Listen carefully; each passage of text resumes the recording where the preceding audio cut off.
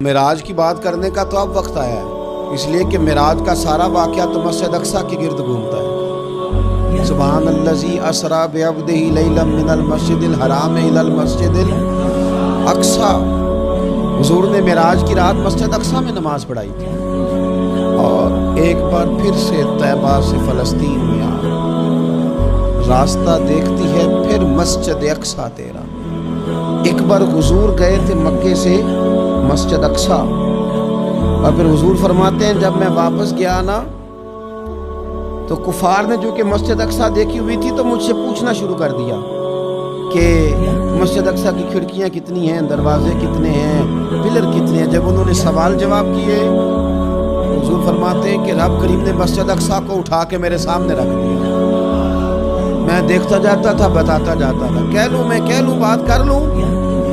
ایک دفعہ حضور مکے سے مسجد اقصیٰ آئے، اور ایک دفعہ مسجد اقصیٰ میرے نبی کی زیارت کے لیے مکے گئی، حضور کی زیارت کے لیے مکہ شریف گئی۔ او میرے نبی تو صرف کسی چیز کی طرف ایک دفعہ دیکھ لیں تو وہاں رحمت کے پھول کھلتے ہیں۔ مسجد اقصیٰ کی طرف منہ کر کے 17 مہینے میرے نبی نے نماز پڑھی ہے۔ مسلمانوں پتہ ہی کوئی نہیں، ہماری خبریں ہی اور ہیں، ہمارا درد ہی اور ہے، ہمیں پتہ ہی نہیں پمپ کہاں برس رہے ہیں، ہمیں یہ خبر ہی نہیں۔ اور میں اس دور میں تقریریں کر رہا ہوں جہاں سوتوں کو جگانا نہیں پڑتا، جاگتوں کو جگانا پڑتا ہے۔ سیانے لوگوں کو سمجھانا ہمارے ذمہ لگ گیا، کیا کرے؟ اس قوم کو سکھانا پڑتا ہے جسے پتہ سارا ہے، لیکن جان بوجھ کے آنکھیں ہماری بات کریں۔ یہ مولوی کو بات کرتا تو لوگ کہتے دیکھو مولوی گالی دیتا ہے، لیکن اگر قائد اعظم محمد علی جناح کہے کہ اسرائیل امریکہ کی ناجائز اولاد ہے تو پھر تو تمہیں ہضم کر لینا چاہیے نا، پھر تو لیبرل کو بھی ہضم ہونا چاہیے نا کہ قائد اعظم نے کہا ہے، اور اس ناجائز بچے کو تم نے اتنی طاقتیں دے دی کہ وہ مسلمانوں کے قبلہ اول میں نماز پڑھنے والوں کو بھی نہ بخشے۔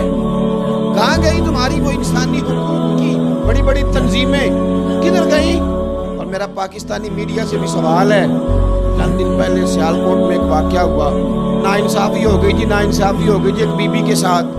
ہر بندے نے شور مچایا، بڑے بڑے طوفان اٹھتے ہیں، کیوں ہوا جی کیوں ہوا؟ مسجد اقصیٰ کی توہین ہو گئی تو پھر طوفان کیوں نہیں ہوتا؟ ٹاک شو کیوں نہیں ہوئے؟ ویسے کیوں نہیں ہوئے؟ میں اس موم بتی مافیا کا کیا کروں؟ ان لبرل لوگوں کا کیا کروں؟ ان کے سپورٹروں ووٹروں کا کیا کروں؟ ان سیاسی جماعتوں کے کارکنوں کو کیا نام دوں کہ جو ان فضول بحثوں میں تو وقت ضائع کرتے ہیں، اور وہ مسجد اقصیٰ جس کے بارے میں میرے نبی پاک صلی اللہ علیہ وسلم سے ایک صحابیہ نے پوچھا تھا، یا رسول اللہ مسجد اقصیٰ میں نماز پڑھنا کتنا کو بہتر ہے باقی نمازوں کے مقابلے میں؟ تو حضور نے فرمایا 1000 گنا بہتر ہے۔ بی بی عرض کرنے لگی، سونیا میں جا تو نہیں سکتی، دل بڑا کرتا ہے۔ حضور نے فرمایا جا نہیں سکتی تو وہاں تیل ہی بھجوا دے، جس میں حاضری لگوانے کی حضور بات کریں جس مسجد میں۔ اور نبی پاک علیہ السلام نے فرمایا خاص کر کے سفر کرنا ہوا تو 3 مسجدوں کے لیے کرنا، ایک مسجد حرام بیت اللہ کے لیے، ایک مسجد نبوی کے لیے، اور تیسرا مسجد اقصیٰ کے لیے۔